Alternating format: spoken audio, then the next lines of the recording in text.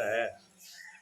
देखने में आप मनुष्य जैसे हो, आप अपने आप को मनुष्य मानते हो, पर आपके अंदर अगर ये लक्षण है तो आप मनुष्य नहीं हो, आप राक्षस राक्षस हो, असुर असुर हो। और अगर ये लक्षण है तो आप देवता हो। ठीक है ना? नहीं है, असुर वाले लक्षण नहीं है। बस यही देखना होता है, इसी को बोलना है समझ आना। जो भगवान बता रहे हैं ये लक्षण हमारे में नहीं है असुरों वाले, तो हम असुर वाली लाइन पर नहीं है, हम किसी है देवता वाली लाइन पर है। ठीक है। और देवताओं से आगे देवता वाली लाइन कहाँ पहुँचाएगी? देवता वाली लाइन पहुँचाएगी मोक्ष के द्वार पर। दिव्य गुण है, अच्छे गुण है, दिव्य गुण ले आएंगे, मोक्ष वाले गुण पे आज़ाद करेंगे, छुड़ाएंगे। और जो आसुरी गुण है वो कहाँ जाएंगी? वो यमराज के दरबार पर, यानी फांस। वो फांसी लगाएंगे, वो बांधेंगे, उनमें बंधन होगा। हाँ, उसमें भगवान का कोई दोष नहीं है। भगवान किसी को ना तो नरक में लेके जाते ना स्वर्ग में लेके जाते। भगवान तो बिल्कुल अलग हैं। वो तो कहते हैं जैसी आपने रस्सी बांध ली, जैसा आपने राह पकड़ लिया, जिस लक्षणों को आपने अपना लिया वो आपको वहीं लेके जाएगा। इसलिए सचेत रहना है, आप सावधान रहना है। आपने अगर भूल करी, ना समझी करी तो गड़बड़ होगी। भगवान ने गाड़ी दे दी, आंख भी दे दी, समझ भी दे दी, हाथ पैर भी दे दिए, चलाने का भी बता दिया ऐसे चलेगी।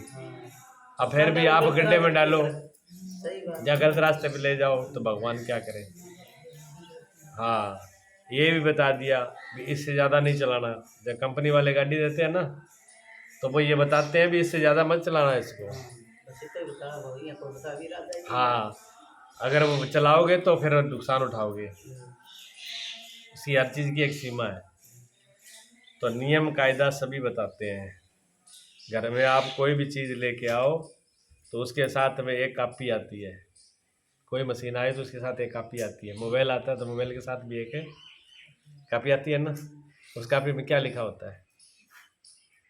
उस कापी में ये लिखा होता है भी ये मोबाइल कैसे चलेगा, किस तरीके से चलाना है, क्या इसकी क्वालिटी है, क्या इससे आप देख सकते हैं, ये सारी चीज़ें उसमें लिखी होती हैं। ठीक है। इसी प्रकार आदमी आया, जब परमात्मा के यहाँ से आदमी आया तो आदमी के साथ भी एक किताब भेजी। उस किताब का नाम है भगवत गीता। ठीक है। उसका नाम है वेद, उसका नाम है शास्त्र, उसका नाम है गुरबाणी, उसके नाम ही महापुरुषों की वाणी है। कबीर वाणी कहो, गौतम वाणी कहो, सदगुरु वाणी कहो।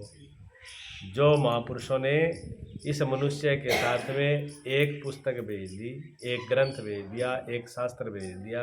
वो शास्त्र आपको बताता है भी आप ये मशीन कैसे चलेगी।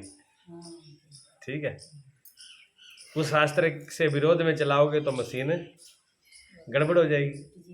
ऐसा ही है ना, आ रही समझ? तो ये बात ध्यान रखना है। तो भगवान ये इसमें जो बताया है इसमें वो यही बता रहे हैं भी आपको कैसे चलना है। अगर ये गुण नहीं है हमारे अंदर तो फिर हमारा रास्ता गलत है, उसका परिणाम खराब होगा। हम और आप चलते हैं ना धरती के ऊपर, तो पैर हमारे धरती पर क्यों लगते हैं? एक पैर उठाया तो ऊपर आकाश में चला जाना चाहिए।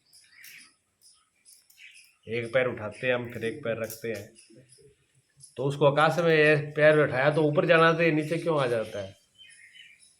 नीचे तो आप नहीं लेना चाहते तब भी आ जाएगा। आप जहाज ऊपर रख नहीं सकते, ऊपर रखोगे तो आप पैर थक जाएगा। थक जाएगा कि नहीं थक जाएगा? थक जाएगा ना। तो ऊंचा नहीं रख सकते, नीचा रह जाता है। उसका कारण पता है क्या है? वैज्ञानिक कारण है। वैज्ञानिक खोज है, धर्म की भी खोज है, सबकी खोज है। उसका कारण ये है कि धरती जो है वो एक चुंबक की तरह है, जिसको गुरुत्व आकर्षण बोलते हैं। ऐसिया क्या बोलते हैं उसको? ग्रेविटेशन। वो समझ रही है, और पढ़े लिखे वे भी समझ जाएगी, वो बात को समझ गई। ठीक है ना। पढ़ने का ये फर्क होता है। पढ़ने वाला इशारे में समझ जाता है ये क्या कहना चाह रहे हैं। आप मोटी भाषा में समझ लो कि ये धरती एक चुंबक की तरह, धरती सब चीज़ों को खींचती है नीचे, जैसे चुंबक लोहे को खींचती है, उसी को ग्रेविटेशन कहते हैं, उसी को ही गुरुत्व आकर्षण बोलते हैं। मतलब हर चीज़, कोई भी चीज़ आप फेंको धरती नीचे खींच लेती है। कहाँ तक खींचती है, इसके बीच में ध्रुवीय रेखा है एक, ये ब्रह्मांड है ना, इसके ब्रह्मांड है, उसको मध्य रेखा बोलते हैं। मध्य रेखा से नीचे नीचे तो नीचे क्या, नीचे ही आएगा सामान, और मध्य रेखा से जब पार चले जाते हैं, जैसे रॉकेट जाते हैं, हाँ कोई ऐसी हवाई जहाज ही चला जाए, अगर वो रेखा से पार चला गया फिर उसको नीचे लाना बड़ा मुश्किल है, आएगा नहीं। इसलिए तो जब वो रॉकेट नीचे आते हैं तो आग लग जाती है, क्योंकि वो ऊपर खींचता है। फिर ऊपर की जो ग्रह है, ऊपर के ग्रह फिर अपनी आँख से वो ऊपर की तरफ खींच लेते हैं, फिर धरती का क्या जो शक्ति है वो कम हो जाती है। इसलिए हम लोग सब, हमारी हर चीज़ नीचे की तरफ, जितना ऊपर जाते हैं थकान होती है, हम जितने ऊपर जाएंगे उतने ही थकते हैं, नीचे आने में लुढ़क जाओ, अपने आप ही आ जाओगे, क्योंकि धरती खींच रही है ना नीचे। हाँ ठीक है।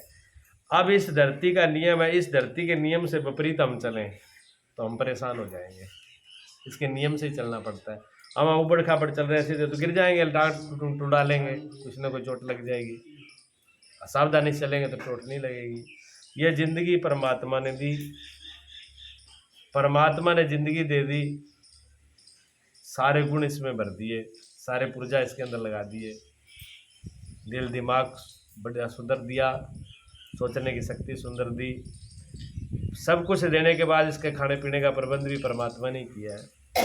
आदमी के हाथ में कुछ नहीं है। आदमी ने इसमें झूठी मैं जरूर खड़ी कर ली। आदमी ने अगर गलती करी है तो एक ही करी है कि झूठी वाली मैं खड़ी कर ली। झूठी मैं अगर ये खड़ी ना करे तो आदमी जैसा सुखी कोई नहीं है। दुखी है तो एक ही बात से है, झूठी मैं से है। जिसको क्या, जिसमें कह रहा है ना मैं कर रहा हूँ, मैं आया, मैं गया, मैंने, मेरे को इसने किया, ये मेरा, ये सारा झूठा ही है। तो मैं ही झूठी है ना। जब मैं ही झूठी है तो मैं के सारे संबंधी भी झूठे हैं। जब मैं ही झूठा हूँ, जब यही झूठा है तो इसके साथ सारे संबंध रखने वाले यही झूठे हैं ना, क्योंकि ये सच्चे तो इससे ही हो सकते हैं। तो मैं ही झूठा है। मैं को खोजो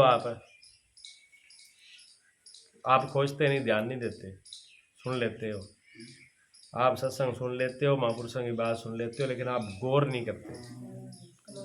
आप गौर करा करो, बैठ के एकांत में सत्संग सुनने के बाद में गौर करो। गौर का मतलब ध्यान करो। गौर वो नहीं जो गौर काटते हो आप, बात गौर कड्डी कटाई है। बा गौर नहीं कर दी, ये गौर कर दी अभी मैं। हाँ आप ये गौर करो, बैठ के एकांत में अकेले में आप अपने अंदर देखो भी क्या क्या चीज़ मेरे पास है, जो जो शास्त्रों में बताइए वो चीज़ मेरे पास है कि नहीं है। आप ध्यान आंख बंद करके पहले अपने शरीर को देखो भी ये शरीर है कि नहीं, तो आप लगेगा भी हाँ शरीर है, हाथ है, पैर है, चमड़ी है। फिर देखो इंद्रियों की बात की, इंद्रियां है कि नहीं हमारे पास। हाँ तो इंद्रियां, आँख भी है, कान भी है, नाक भी है, सारी है, ठीक है। भी बाद में थोड़ा अंदर, फिर अंदर जाओ भी, मन ही मन की सारी बात करते हैं। मन की चीज़ है तो मन है वही है, कभी सुखी हो जाता है, कभी दुखी हो जाता है, यही तो है मन। कभी इधर जाता है, उधर जाता है। मन का ज्ञान होता है कि नहीं होता?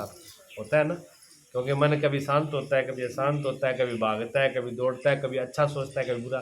तो मन कई संकल्प विकल्प करता है, ठीक है। तो मन भी समझ में आता है। उसके बाद मन समझने के बाद में फिर और समझो भी, जिसको बुद्धि कहते हैं, दिमाग कहते हैं, ये भी कोई चीज़ है कि नहीं। तो हाँ, तो कोई चीज़ सोचनी हो, निर्णय लेना है, ये काम करना चाहिए कि नहीं करना चाहिए, क्या झूठ है, क्या सच है, क्या गलत है, क्या सही है, क्या बेईमानी है, क्या ईमानदारी है, ये मेरा दिमाग बताता है कि धर्म क्या है, धर्म क्या है, नीति मर्यादा क्या है। ये दिमाग बताता है कि नहीं बताता? बताया है ना। अच्छा, इस दिमाग के बाद में फिर कहते हैं एक अहंकार होता है, वो क्या बीमारी है। अब उसको खोजो। इतनी चीज़ मैं बता दी, उसको आपको खोजना है। कल खोज के जिसको मिल जाए वो मुझे ज़रूर बताना है, मैं पूछूंगा ज़रूर है। हाँ, कल इस पर ध्यान लगा के आना है भी, ये चीज़ें होगी। ये मैं जिसको बोलते हैं, मैं क्या चीज़ है, उसको ध्यान लगा करके उसको देख के आना भी, मैं क्या चीज़ है, क्या रंग रूप है, कहाँ पर बैठा है, कहाँ पर रहता है, क्या करता है, ये मैं। ये कल आप बताओगे मुझे जो जो समझ में आए, जय सीधा, उधर उधर सुन के नहीं आना। हाँ, आपके अंदर से ही, किसी किताब से सुन के नहीं आया, किसी से पूछ के नहीं आना, किसी मोबाइल में नहीं देखना, कुछ भी कहीं भी नहीं देखना, सिर्फ अपने अंदर ही, चाहे वो झूठा ही आए, चाहे गलत उत्तर आए, लेकिन उत्तर खुद का ही खोजना है। क्यों? दूसरे का उत्तर खोजेंगे वो गड़बड़ हो जाएगा, वो तो हमारा है ही नहीं, वो तो उधारा है। फिर उत्तर तो अपना ही आना चाहिए ना। अब मैं आपको पूछूँ जी आपको प्यास लगी कि नहीं लगी, फिर आप दूसरों को पूछो ये मेरे को प्यास मनती से लाग रही है, ऐसे पूछते हो आप? किसे पूछते हो? अंदर से पूछते हो ना। हाँ, अभी मैं प्यासा हूँ कि नहीं हूँ। मैं पूछूँ आपको भूख लगी है, तो आप पड़ोसी से पूछ के आओ कि एक बार रुको मैं पड़ोसन से पूछ के आ रही हूँ, अपने आप बता देते हो ना। हाँ, यही मैं कहता हूँ कि अपने आप से पूछना है, किसी से पूछ के नहीं आना भी है मैं क्या है, ढूंढना भी मैं क्या चीज़ हूँ। भी सारी शरीर भी समझ में आ रहा है, इंद्रिय भी आ रही है, मन भी आ रहा है, दिमाग भी आ रहा है, ये मैं कहते ये क्या चीज़ है, मैं क्या चीज़ हूँ, मैं क्या हूँ, क्या बीमारी हूँ, बस इसी को खोजो। मैं आपको बता रहा हूँ, मेरे को ये बात किसी ने बताई नहीं थी, अपने जीवन की भी बता रहा हूँ। मैं गुरुजी के पास आया तब उम्र ज़्यादा थोड़ी थी ना, 13-14 साल की उम्र थी, तो कोई इतनी अकल थोड़ी होती है, 13-14 साल की इतनी अकल होती है, ज़्यादा अकल तो होती नहीं है। तो मैं 6 महीने हुए होंगे, मैं 3 दिन तक इसी बात पे लगा रहा। क्यों? उस टाइम वेदांत चलता था, विचार चंद्र वो पढ़ा रहे थे, ब्रह्मचारी जी सुनाया करते थे।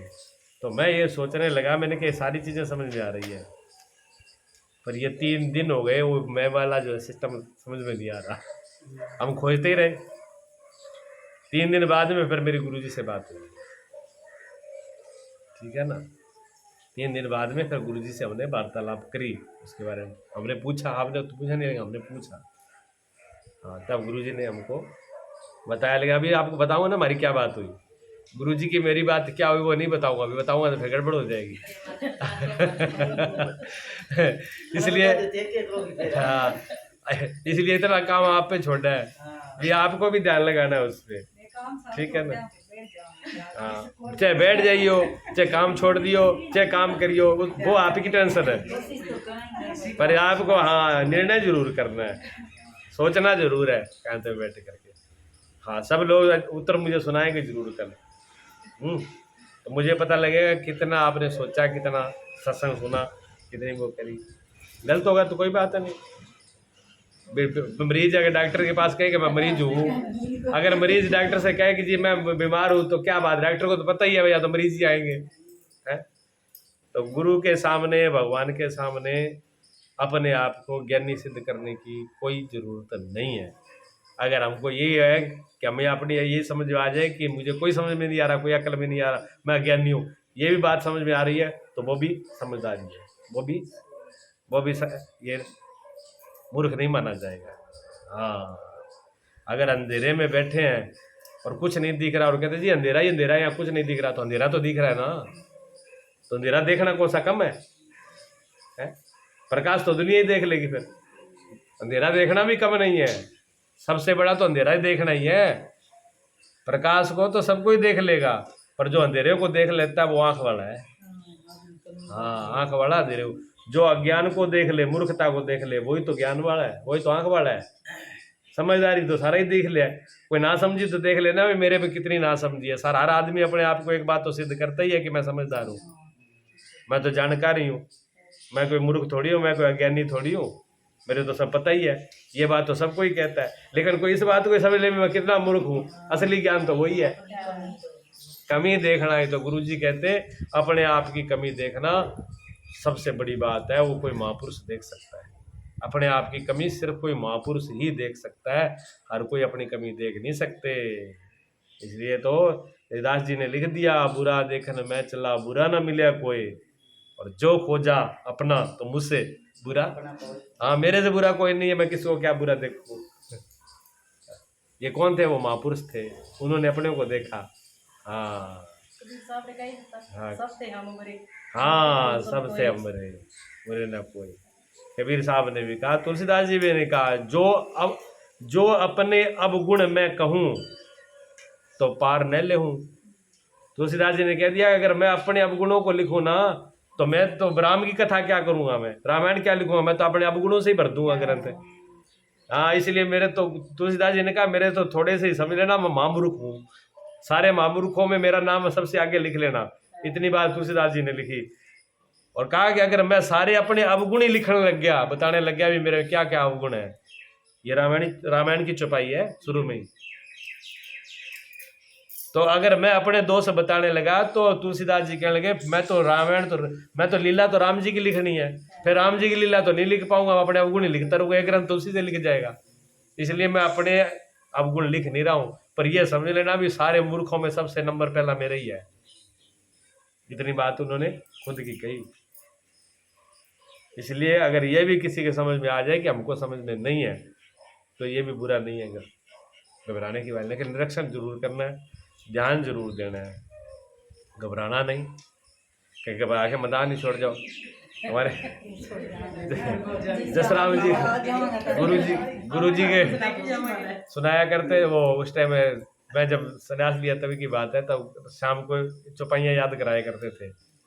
तो जसराम जी को कहा चौपाई याद करके आनी है, 3 चौपाई तो जसराम जी याद करी, चौथी में कहा आपने बस का नहीं है, मैं नहीं जाता हूँ, ना मेरे याद हो ना और है, भाई जाके सुनाओ और शाम को आए ही नहीं। जसराम जी का ही वास्ते तो मैं स्कूल में अनपढ़ रह गया, मैं पढ़ने के बारे तो स्कूल में नहीं गए, याद करने के चक्कर में ये बीमारी और डाल दी आपने, याद करके आओ, ये याद करने वाला सौदा मेरा नहीं है क्या? तो ऐसे मैदान नहीं छोड़ना। हाँ, जैसे हो वैसे रहना। कल का श्लोक जो हम पर छोड़ा था वहीं से है, वह अपने आप को श्रेष्ठ मानने वाले घमंडी पुरुष है। देखो कल यही बात छोटी थी ना, वही तो बात थी।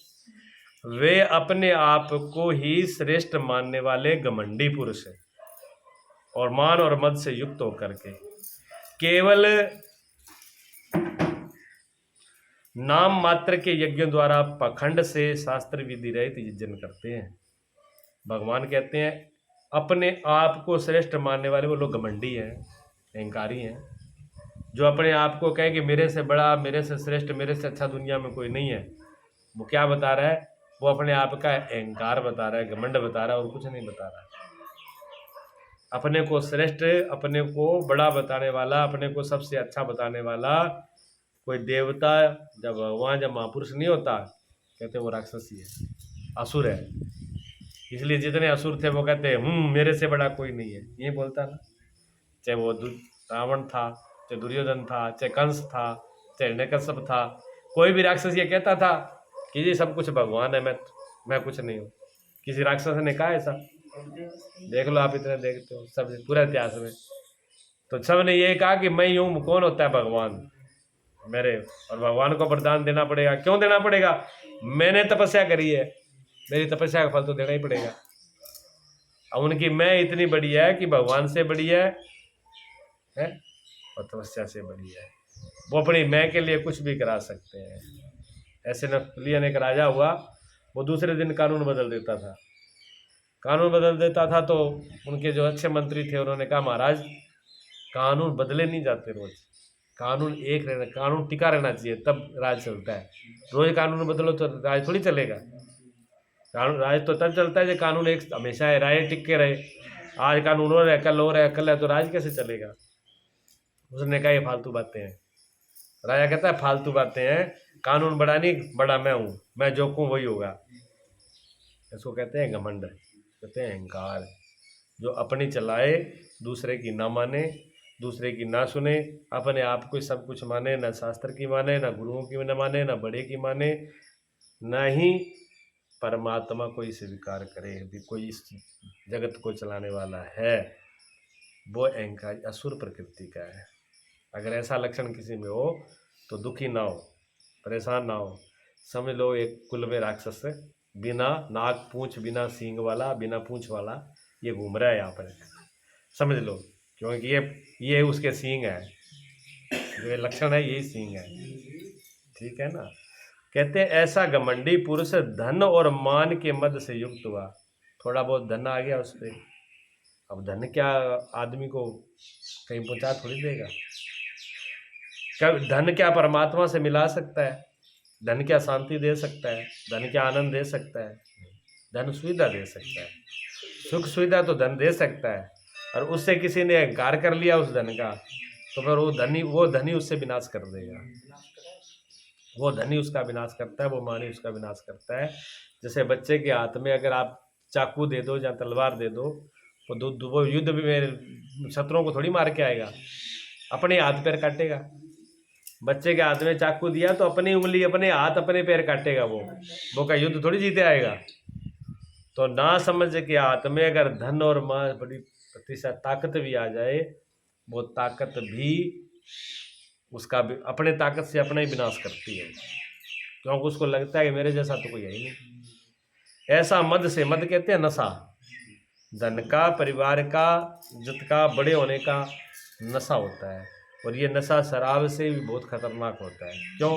शराब का नशा तो थोड़ी देर बाद उतरेगा तो सही, घंटे, 2 घंटे, 12 घंटे, 24 घंटे में उतरेगा तो सही, पर ये मान मद का जो नशा है, ये जो धन का, बड़पन का, पद का जो नशा है, ये फिर उतरता नहीं ना, ये जल्दी से उतरता नहीं है, ये तो विनाश करके ही रुकता है। रावण को नशा हो गया, दुर्योधन को नशा हो गया अपनी शक्ति का, तो विनाश ही किया उसने, बीच में उतरा ही नहीं। इधर सबको बातें समझ आपको भी बात समझ में आ रही थी भी रावण गलत है, एक छोटा सा बच्चा है उसको भी समझ आती है भी रावण गलत है, राम सही है। जब देखते हैं ना, इतिहास को देखते हैं, सीरियल देखते हैं, तो हर आदमी सोचता है कि हाँ ये राक्षस गलत है, ये भगवान से, रावण गलत है, या कंस गलत है, या दुर्योधन गलत, सबको समझ में आ रही है ना। पर जो सारे शास्त्रों का पढ़ा लिखा था, इतना ज्ञानी था, उसको समझ में क्यों नहीं आया? क्यों? मद था, मद में नशा था। नशे वाला आदमी जब नशे में होता है, आपके परिवार में क्यों ना हो, जो आदमी फुल नशे के अंदर हो और फिर वो उठ पटांग काम करे, तो आप क्या करोगे? अभी कुछ मत करो, दफा दो, उतर जाएगा तब बात करेंगे। उतरने के बाद ही आप बात करोगे, और उतरने के बाद में फिर वो क्या कहेगा, मुझे पता ही नहीं। क्या करोगे उसका? क्यों? जो उसने किया था नशे में किया, अब नशा चला गया, अब उससे क्या कहोगे? तो नशे में आकर के आदमी जो कह जाता है, बक जाता है, वो सुबह पूछो उनसे, रात के तो बहुत फेर होते हैं, शाम के टाइम में तो मालूम पड़ता है कि पूरी धरती को ऊपर उठा करके घूम रहे हैं, और सुबह उठती नहीं चुईया ही चुईया तो छोड़ो, अपन जुत्ती नहीं पहनी जाती, वही देखते जुत्ती कहाँ है, ये हालत होती है। तो ये जो नशा, जो थोड़ी बहुत देर का नशा है, ये तो उतर जाता है, इसलिए कुछ अक्ल में भी आ जाता है कि गलती हुई, कुछ ना कुछ है। अब जो हमेशा ही 24 घंटे नशा रहे, अब उसको कौन समझाएगा, उसको कैसे समझाएगा, जिसको पूरी जिंदगी का नशा चढ़ गया हो। ये मान और मद का नशा बहुत खतरनाक है, पद का नशा खतरनाक है। ये मद से युक्त होकर केवल नाम मात्र के लिए, फिर ये लोग क्या करेंगे? ऐसे जो घमंड में चूर हैं, जो अहंकारी लोग हैं, वो फिर यज्ञ करते हैं। यज्ञ किस लिए करते हैं? घमंडी लोग यज्ञ किस लिए करेगा? लोगों को दिखाने के लिए कि तुम ही धर्मात्मा नहीं हो, मेरे जैसा धर्मात्मा कोई, मैं ऐसा यज्ञ करूंगा, ऐसा यज्ञ करूंगा, दुनिया याद देखेगी, याद करिए आज तक किसी ने किया नहीं, ऐसा करके दिखाऊंगा। ये क्या कर, ये यज्ञ नहीं है, ये लोग दिखावा, ये अहंकार है। ये यज्ञ फिर यज्ञ, ये इसका फल जो है, इसका फल भी तामसी असुरी होगा, इसका फल भी खराब ही होगा। पाखंड से, फिर उसमें पाखंड भी होगा, दिखावा बहुत है ना, सच्चाई तो है नहीं। उसका मन भी नहीं करता कि मैं खर्चा करूं, उसका मन भी नहीं करता कि गरीबों को सुखी करूं, उसका मन भी नहीं करता कि गरीबों को बांटूं, लेकिन शान के लिए कर रहा है। अब शान के लिए कर रहा है तो क्या, दिखाता ज्यादा है, करता कम है।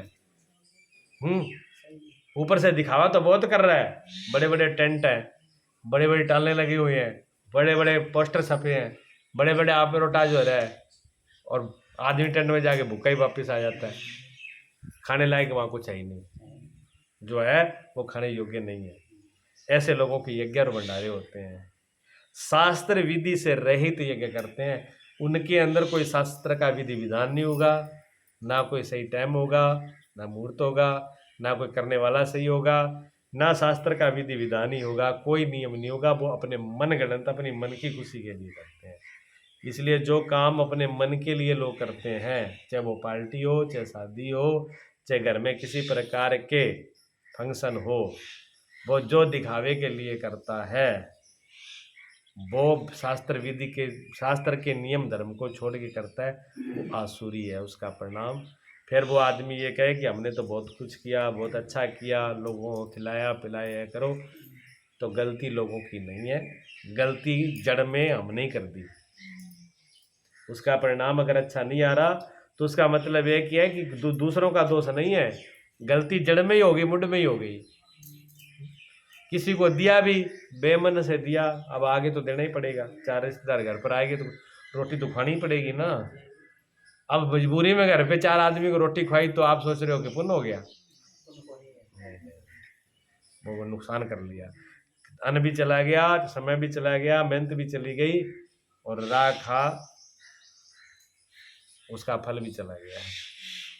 इससे यह है कि उस वही काम अगर श्रद्धा और प्रेम से कर लेते तो कुछ ना कुछ उसका हो ही जाता, और वही काम अगर निष्काम भाव से कर लेते फिर तो अनंत फल है। निष्काम भाव का फल, हम लोगों ने अभी तक कामना ही कामना जानी है, निष्काम का फल पता ही नहीं कितना है, तोल में नहीं है। इसलिए निष्काम कर्म की फल महिमा बहुत बड़ी है। निष्काम के लिए कोई बताएगा ही नहीं, ना कोई कथा में बताएगा, ना कथावाचक बताएगा, ना कोई ब्राह्मण पंडित बताएगा। क्यों नहीं बताएगा? क्योंकि निष्काम किसी को कह दो कि आपको ये काम करना है लेकिन कोई फल की इच्छा नहीं करना, तो पहले तो वही पूछेगा, जब फल की इच्छा ही नहीं है तो क्यों करूं? अच्छा, जब कोई मतलब ही नहीं है तो फिर पंडित को क्या फायदा, फिर कथा ही क्यों, किस बात की हो? ठीक है ना? क्योंकि हम तो सारे कामनाओं से चलते हैं, पहले कामना करते हैं फिर कोई कर्म करते हैं।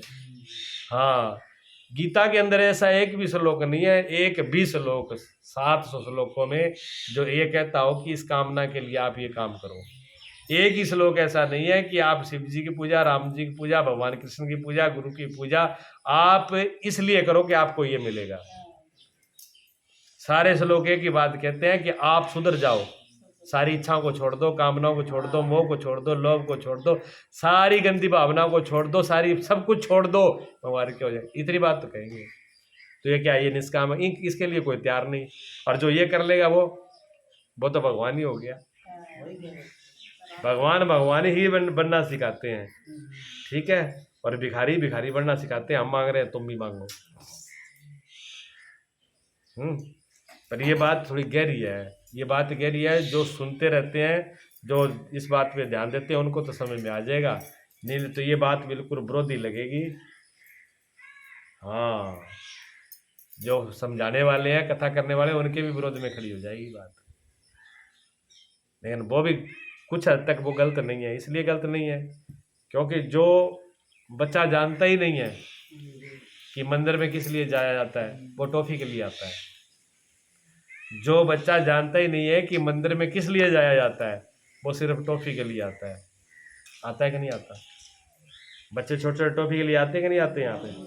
क्या उसको, बच्चों को भगवान से या गुरुजी से या धर्म से या शास्त्र से या पुण्य पाप से कोई मतलब है? सिर्फ एक टॉफी मिल जाए, टॉफी मिल गई तो वो ऐसे मालूम नाचते हुए जाएंगे जैसे भगवान मिल गए। रोज देखते हो ना। और उसी टॉफी से अगर आप खुश हो जाओ तो फिर दुख की बात है कि सुख की बात है? अगर एक टॉफी से आप खुश होके चले जाओ तो फिर आपकी समझ और बच्चे की समझ में कोई फर्क है? तो बच्चों के लिए तो बात ठीक है, लेकिन आपके लिए नहीं है। अगर आप वो काम करते हो तो आप महामूर्ख हो। सत्य तो यही है कि अगर वही बच्चों वाला काम आप कर रहे हो तो आप महामूर्ख हो, लेकिन वो काम आप करते हो। आप भी टॉफी, भगवान से सिर्फ टॉफी से ही राजी होना चाहते हो, इसलिए समस्या होती है। ये भगवान कह रहे हैं गीता में, मैं थोड़ी कह रहा हूँ। आगे क्या कह रहे हैं? ऐसा जो नाम मात्र कहते विधि विधान से, बिना शास्त्रों के। अब ये शास्त्र है, अब शास्त्र की विधि विधान से, शास्त्र के नियम से अलग तरीके से हम अगर चल रहे हैं तो भगवान कहते हैं ये सिर्फ अहंकार और घमंड का रास्ता है, ये दुख की तरफ ही लेके जाएगा, ये मुक्त नहीं करेगा, बंधन में डालेगा। और हमको मुक्त होना है। हमारी आंतरिक, हमारी पूरी अंतरात्मा की इच्छा क्या है? हमारी पूरी अंतरात्मा की इच्छा है कि हमेशा के लिए दुख से छूट जाएं और आज़ाद हो जाएं, किसी के बंधन में रहे नहीं। क्या बंधन में रहना चाहते हो आप? कोई आपको गुलाम बना के रखे है पसंद? किसी को नहीं है ना, उसी से दुखी होते हैं हम। अगर हम मन के गुलाम हो गए तो मन से दुखी हो जाएंगे, अगर कामना के गुलाम हो गए तो कामना के दुखी हो जाएंगे, मोह के गुलाम हो गए तो मोह से दुखी हो जाएंगे, परिवार के गुलाम हो तो परिवार से दुखी हो जाएंगे, पता पतना से हो जाएंगे तो उनसे दुखी हो जाएंगे। जिसके गुलाम रहोगे आप उनसे दुखी होगे। तो हमारी इच्छा है कि हम सबसे छूट जाएं।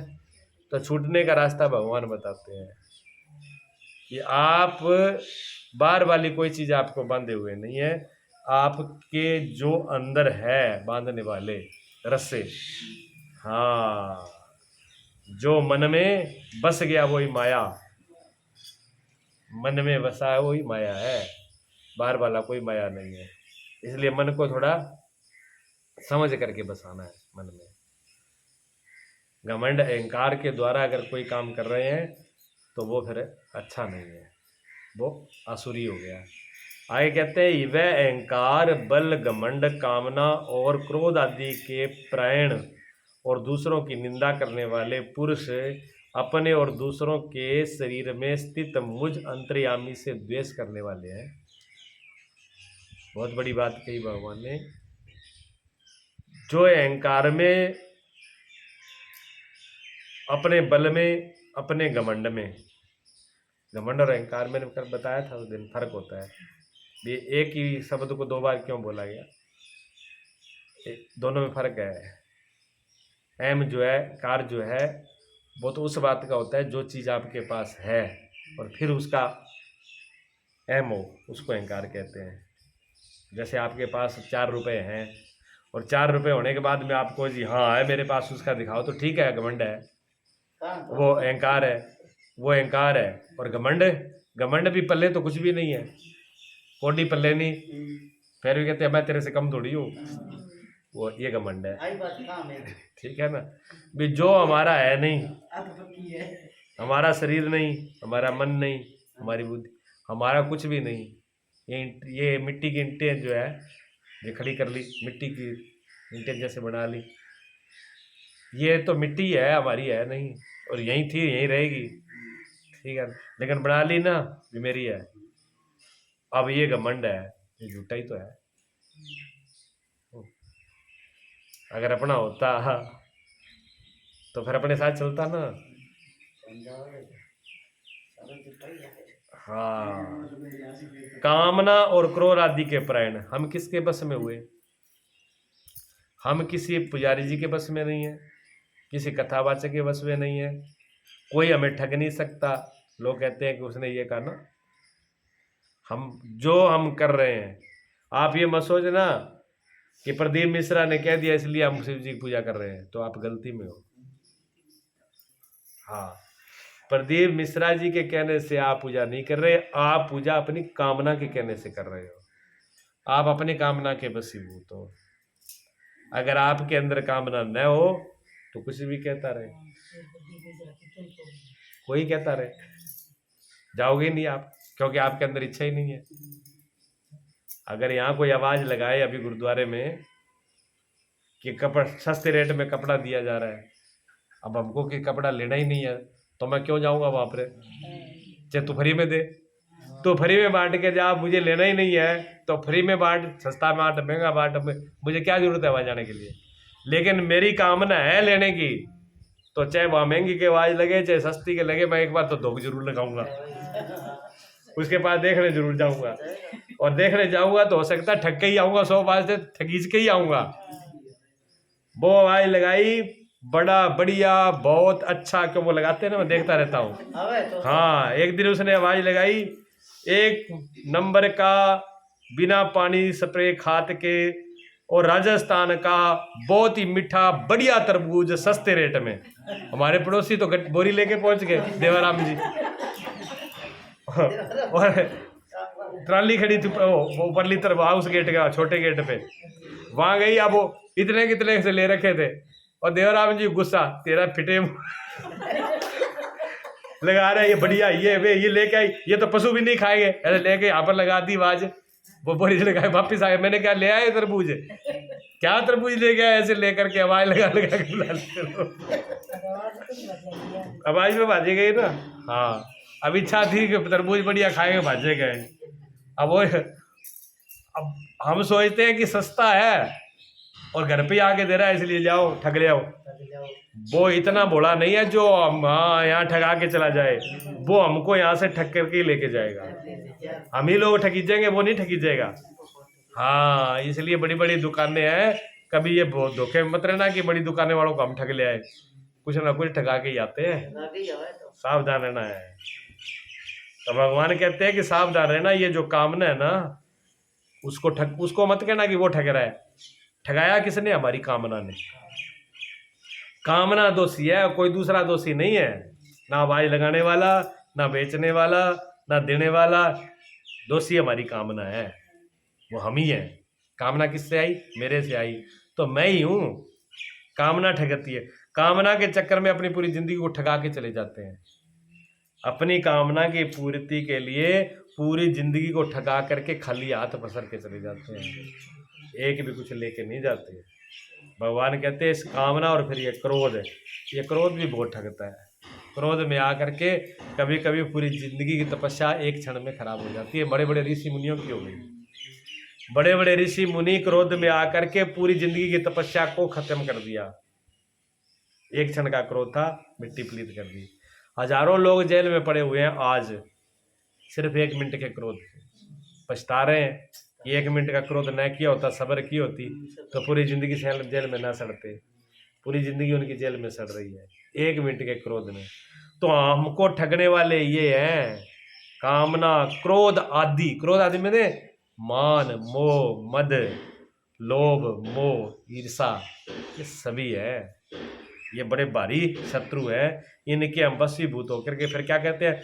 दूसरों की निंदा करने वाले पुरुष, जो दूसरों की निंदा करते हैं, बड़ी भारी दोष है, बड़ो रस आवा है जी।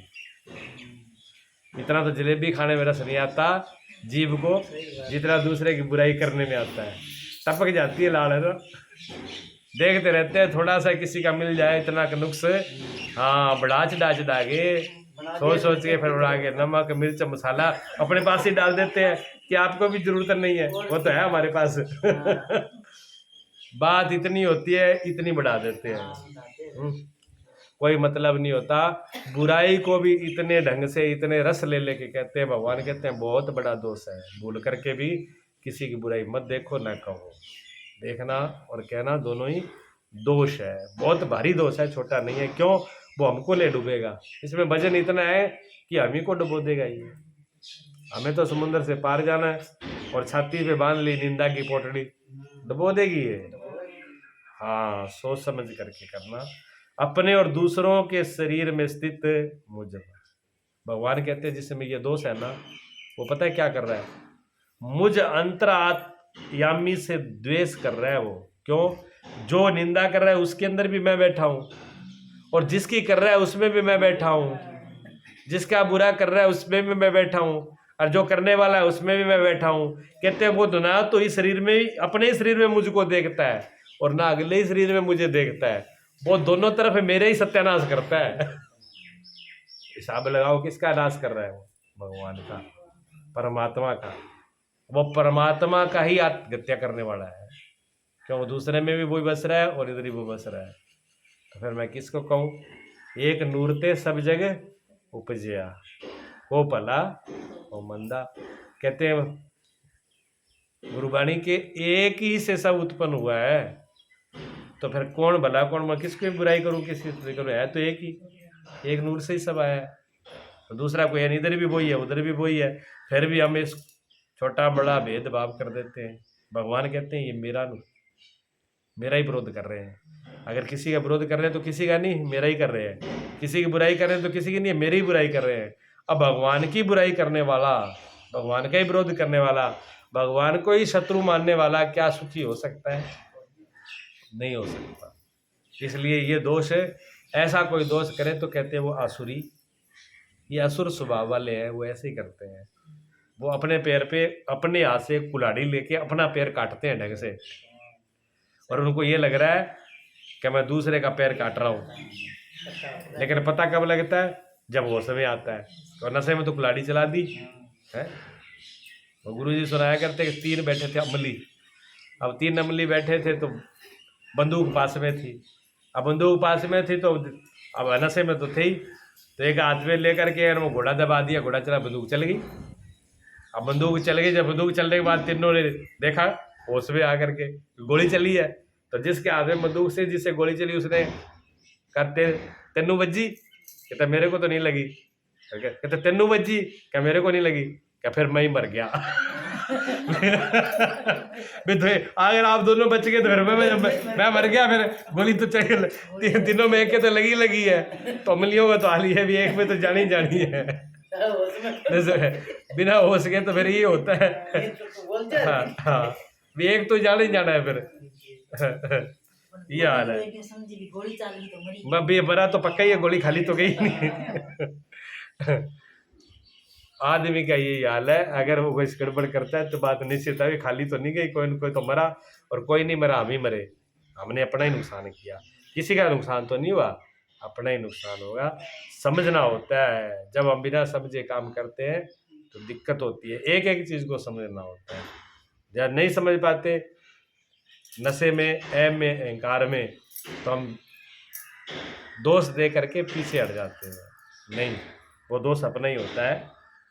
एक ऐसा आता है सूफियों में, दो लड़के थे, जवान लड़के थे, उन्होंने को चलो हम देखें पर सच्चाई परमात्मा क्या है, परमात्मा का ज्ञान हम ही करें, परमात्मा बगैर जाने जिंदगी बेकार होती है। सुन लिया उन्होंने, सुन लिया तो वे फकीर के पास गए, फकीर थे, सूफी फकीर थे, वो उनके पास पहुंचे, उन्होंने कहा जी हम भी जिंदगी की सच्चाई जानना चाहते हैं, हमको भी कोई ज्ञान योग दो।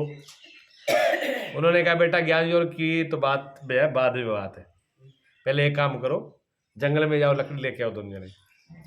अब दोनों गए, क्योंकि उनको चाहिए था। अब उन्होंने लकड़ी मंगाई, और एक दिन ही 7 दिन लकड़ी मंगाई लगातार, 7 दिन तक रोज लकड़ी मंगाते, और लकड़ी का ढेर, अलग अलग लकड़ियों का ढेर लगा दिया। 7वें दिन उन्होंने कहा, जो सूफी फकीर थे, कि चलो पहले काम करते हैं, बाद में कुछ ज्ञान उपदेश बाद में बताएंगे, पहले इनको जलाते हैं लकड़ियों को। तो पहले जो लकड़ी लेके आया था पहले वाला आदमी, उसकी लकड़ी डब्बी तिल्ला लेकर के उसको जलाना शुरू किया। बहुत कोशिश करी जलाने की, वो जली नहीं, तो वो लकड़ी गिली थी, लकड़ी गिली थी तो वो जली नहीं, जली नहीं तो उन्होंने हटा दिया। तो जो पहले जिसने वो लकड़ी इकट्ठी करी थी, गिली थी, वो देखता रहा भी जिस गुरुजी से हमें ज्ञान लेने के लिए आए हैं, उन गुरुजी ने लकड़ी जलाने के लिए पूरी ताकत लगा ली, लकड़ी जली नहीं। और जिस गुरु को इतनी अकल नहीं है भी ये लकड़ी गिली है, जलेगी नहीं, वो क्या क्या क्या खाक देगा, इसको खुद को ही अकल नहीं है, यहाँ 7 दिन और खराब कर दिए। वो तो भाई अपने साफी ली, चल पड़ा, वो तो चला गया, अब एक रह गया। वो बात समझ में आ गई, लकड़ी नहीं जली हुई तो वो एक तो चला गया। अच्छा, दूसरी ले गया, उसकी लकड़ी बिल्कुल सूखी थी, तिल्ली लगाई, तिल्ली लगाते एकदम जल गई। जब एकदम जली तो उसने कहा देखो सुनो, लकड़ी जल गई क्योंकि ये सूखी, अपने आप को आप बड़े बड़े गुरु या बड़े मान मत मान लेना, ये सूखी लकड़ी थी, इसमें तो आग लगनी थी, इसमें कोई आप में अकल की बात थोड़ी है ना, पर ये बात पक्की है आप में अकल नहीं है। वो दूसरे वाला भी चला गया, दोनों चले गए। जाने के बाद में वो फकीर था, मेरे जोर से हंस करके आश्रम में गए, तो उनके चेला बैठे हुए थे वहां पर। उन्होंने कहा गुरुजी क्या हुआ, कुछ आया परिणाम? कहाँ परिणाम तो आया, पर बिल्कुल उल्टा आया। इसलिए तो हंसी आ रही है कि क्या हुआ, क्या होना क्या था, बात तो सही थी। अब मैं उनको समझाना तो ये चाह रहा था कि जिसकी लकड़ी इतनी गिल्ली है, जो इतना दोषी है, इतना असुर प्रकृति से भरा हुआ है, जिसके अंदर इतने दोष हैं, इतनी निंदा, इतनी काम को लोभ से जो गीला है, उसको कितना ही कुछ करो वो उसमें आग लगने वाली नहीं है, उसका कोई भला होने वाला नहीं है। समझा तो मैं उसको ये रहा था, वो तो चल भाग गया, ठीक है, पर दूसरा तुरंत आग लगी, तो जो बिल्कुल तैयार है एकदम, उसको तो थोड़े से में काम हो जाएगा। तो दूसरे को तो अकल आती है, दूसरा ही भाग गया। ये दोनों अधिकारी नहीं थे। ये ऐसी क्या, भगवान वही बताना चाह रहे हैं कि जिसमें लकड़ी गीली है उसको प्रयास ज़्यादा करना पड़ेगा, जिसकी सूखी है उसकी जल्दी हो जाएगी, काम बन जाएगा, लेकिन भाग मत जाए। हाँ, भागने का काम जल्दी करते हैं। हाँ जी, तो कहते भगवान कह रहे हैं मुझे अंतर्यामी मेरा ही, दोनों तरफ से मैं ही हूँ। अगर मैं दिख गया दोनों तरफ, अगर मुझे देख लिया जिसने, फिर तो कोई राग द्वेष इच्छा तेरा मेरा कुछ है ही नहीं, बात ही खत्म हो गई। कहानी तो ये है ना कि मेरा तो दिख ही नहीं रहा है नशे वाले में। जिसको अपने ही होश नहीं, वो दूसरे में क्या होश से देखेगा। उन द्वेष करने वाले पापाचारी और कुकर्मी नर अधर्मों में मैं संसार में बार बार आसुरी योनियों में ही डालता हूँ। भगवान क्या कह रहे हैं, ऐसे पापाचारी, दुराचारी, कुकर्मी, नर अधम, नरों में जो गिरे हुए हैं, ठीक है, ऐसे को मैं संसार में बार बार असुरी नीच योनियों में डालता हूं। अब ये कही, अब आप ये सोचोगे कि भगवान, देखो गीता में लिखा है, बिल्कुल स्पष्ट ही लिखा हुआ है, जो मैं बोलता हूँ इसमें पढ़ करके उसमें हेरफेर नहीं होता, ठीक है, क्योंकि उन शब्दों का पूरा पूरा समझ में आ जाना चाहिए। अब भगवान क्या किसी के दुश्मन थोड़ी है कि जबरदस्ती डाले, आ जाओ भाई।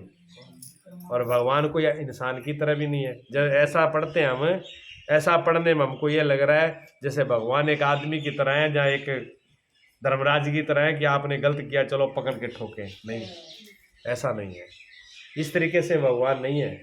ना तो आदमी की तरह है, ना धर्मराज की तरह है, ना कोई पुरुष की तरह है। भगवान इस तरीके नहीं, भगवान एक नियम कानून की तरह है। अब अपने यहीं से समझ लो।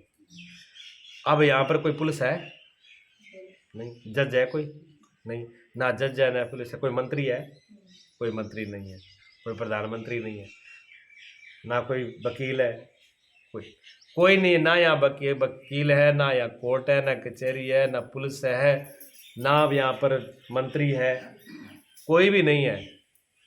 तो कोई नहीं है तो हम कुछ भी कर लें, किसी को मार दें, क्या दिक्कत है? मार सकते हैं ना, मार सकते हैं, लेकिन कानून है ना। डर किसका है? पुलिस का डर नहीं है, मंत्री का डर नहीं है, किसका? कानून का डर है। कानून का डर है, कानून है यहाँ पर, कानून यहाँ है। कोई ना हो, हम अकेले हो और किसी की हत्या कर रहे हैं तो कानून तो वहां है, कानून है ना। दिख तो नहीं रहा कानून, कानून दिख नहीं रहा है। पुलिस वाला भी है नहीं है, जज भी है नहीं है, मंत्री भी है नहीं है, कैमरा भी है नहीं है, लेकिन कानून है। कानून होने का मतलब कि आपने गलती करी तो सब आ जाएंगे, फिर पुलिस भी आएगी, कचहरी भी आएगी, जज भी आएगा और जेल भी आएगी, सारा कुछ होगा, क्योंकि कानून वहां पर है। उस कानून का नाम क्या है? उस कानून का नाम यहाँ तो सरकार है।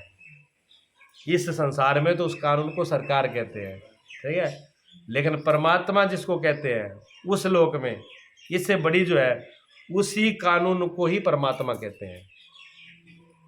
उस कानून का नाम ही परमात्मा है।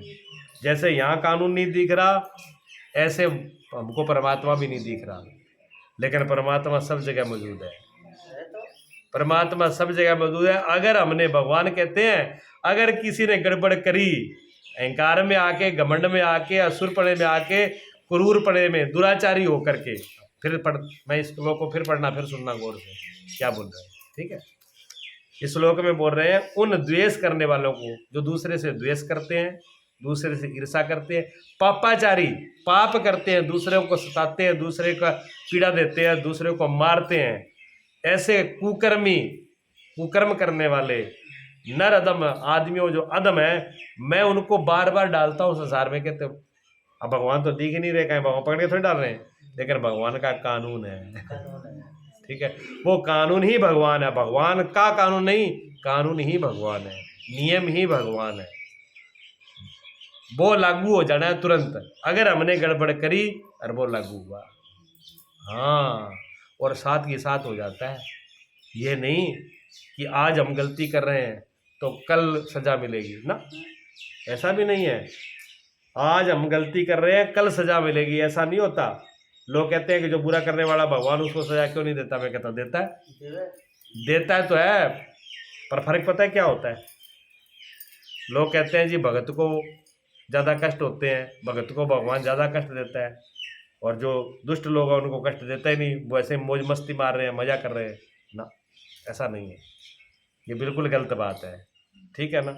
अब ये पेन है, ये पेन है ना, इस पेन को मैं यहाँ पर ऐसे मार रहा हूँ, लग रहा है ना, आपको भी पता लगता है, भी लग रहा है, ठीक है। यहाँ लगाऊं तो मेरे हाथ के अंग है, यहाँ बैठ रहा था अंदर, यहाँ क्यों नहीं बैठ रहा, मेरे ही हाथ के है ना। ये नाखून भी इसी शरीर का हिस्सा है और ये चमड़ी भी इसका हिस्सा है। जितनी नरम जगह होगी उतना ही ज़्यादा ये चुभेगा, ठोस होगी वहाँ, इतना यहाँ नहीं चुभेगा, जितना यहाँ चुभेगा इतना यहाँ नहीं चुभेगा। क्यों? ये चमड़ी ठोस है ना। ठोस जगह पर ये नहीं चुभ रहा, पोली जगह पर चुभ रहा है। भगत इतना नर्म होता है, भगत का दिल भी नर्म होता है, भगत का हृदय भी नर्म होता है, भगत का शरीर भी नर्म होता है। उसको थोड़ा सा कष्ट भी बहुत लगता है, और दुष्ट का इससे भी ज़्यादा कठोर होता है। उनका दिल भी कठोर होता है, दिमाग भी कठोर होता है, चमड़ा भी कठोर होता है। छोटा मोटी चीज़ लगे उनको असर नहीं होता, लेकिन लगता उनको भी है, दंड उन पर ही लगता है। उनको क्या लगता है, फिर लगते लगते पूरी चमड़ी उनकी उधेड़ दी जाती है, पूरी चमड़ी उधेड़ के रख दी जाती है, तब उनको अकल आती है, पहले नहीं आती। लेकिन भगत की चमड़ी नहीं उधेड़ी जाती, भगत को तो हमारी से खरोच में ही समझ में आ जाती है कि मैंने गलती करी है, लेकिन दुष्ट को नहीं आती है, ठीक है ना। अगर सज्जन आदमी होगा, अच्छा आदमी होगा, भला आदमी होगा, मुलायम दिल का होगा, उससे धोखे से भी अगर कोई नुकसान हो गया तो वो बहुत पछताता है। उसको पूरी रात नींद नहीं आएगी, कोई कुछ मत करो, उसको थप्पड़ मत मारो, गाली, पूरी रात वो ये सोचेगा देखो मेरे से इतना बड़ा नुकसान हो गया, किसी का इतना बुरा हो गया, जहाँ किसी को बुरा शब्द ही बोले है तभी रात को सोचेगा घंटा बैठ के भी मेरे को ये बात नहीं कहनी थी, क्या था कह लिया, तो गलत कह आया मैं। भगत को ये पीड़ा, सज्जन आदमी को पीड़ा होती है, और दुष्ट को नहीं होगी जल्दी, उसको नहीं होगी जल्दी से। हाँ, लेकिन दुष्ट दुष्टता में रहता है, हर वक्त आग में जलता है वो। भगत तो थोड़ी देर चला है, लेकिन जब वो दुष्टता करता है, जब क्रोध करता है, मान लो आपको गुस्सा आएगा, तब आप अंदर से जलोगे नहीं, जलोगे ना। तो जब दुष्ट को गुस्सा आए तो वो नहीं जलेगा, वो भी जल रहा है, हाँ, पर वो इतनी बेहोशी में है कि थोड़ी बहुत जलन उसको मालूम नहीं पड़ी, जब वो पूरा जल जाएगा, राख हो जाएगा, राख होने के बाद क्या बचेगा, कुछ नहीं बचेगा। दंड तो वो भी भुगता है। तो भगवान कहते हैं जो दुष्ट है, क्रूर है, पापाचारी है, मेरा नियम है, वो पाप करते करते फिर पूरे गड्ढे में चले जाते हैं, हमेशा के लिए वो भुगतते हैं बेचारे, उनको फिर कहीं राह नहीं मिलता। दूसरे लोग तो छूट तो जाते हैं, तो उसको छूटने का कोई उपाय ही नहीं है, ऐसा चला जाता है, ठीक है ना। इसलिए ध्यान रखें कि जो कहते हैं बुरा करके मजे में कुछ नहीं है, वो दिख ही रहे हैं मजे में, उनका चमड़ा थोड़ा मोटा है, हाँ, वो चमड़ा जब जल जाएगा, हट जाएगा, तब मालूम पड़ेगा अभी क्या हुआ है, हालत उनकी खराब होनी है, और थोड़ी देर नहीं, बिल्कुल ही जन्म जन्मों के लिए बहुत काल तक नरक में चले जाएंगे वो। भगवान नहीं भेजेंगे, भगवान तो नियम ही, तो भगवान आप भगवान कह लो चाहे नियम कह लो, एक ही बात है, हर वो लागू होना है, सबके लिए बराबर है। और एक बार बता दें, जो कानून आपके लिए लागू है वही मेरे लिए है, वही मंत्री के लिए है, वही प्रधानमंत्री के लिए है, कानून सबके लिए एक ही बराबर है। वहाँ पर छोटा बड़ा नहीं देखा जाएगा कि आप मंत्री हो, पद हो, छोटे धनी हो, गरीब हो, अमीर हो, कानून सबको एक, कानून का मतलब जो सबको एक सा रखे, जो अमीर गरीब का भेद करे, छोटे बड़े का भेद करे, वो कानून नहीं है फिर। हाँ, इसलिए परमात्मा को कहते हैं कि परमात्मा सबके लिए एक समान है, एक दृष्टि देखता है, एक दयालु, क्यों, सबके लिए बराबर है। पर उसने बता दिया कि मैं नियम हूँ, मैं नियम हूँ, मेरे नियम से विरोध चलोगे जल जाओगे। जैसे अग्नि का क्या नियम है, गर्म, अब कोई कहते जी मैं तो अग्नि में हाथ दूंगा, गर्म है, तो मैं क्या करूं, फिर आग क्या करेगी, आग कहेगी मेरे तो स्वभाव ही गर्म है, मेरे में तो जो डालोगे वो जलेगा, मत डालो आप। अग्नि तो ये कहेगी नहीं आप मेरे से दूर रहो, मेरे में आएगा वो जलेगा। तो पाप का फल ही यही है कि जलेगा, मरेगा, विनाश, वो कर्म का फल ही विनाश है, ये असुरी संपत्ति है, इनका ध्यान रखना, ठीक है। बोलिए सच्चिदानंद।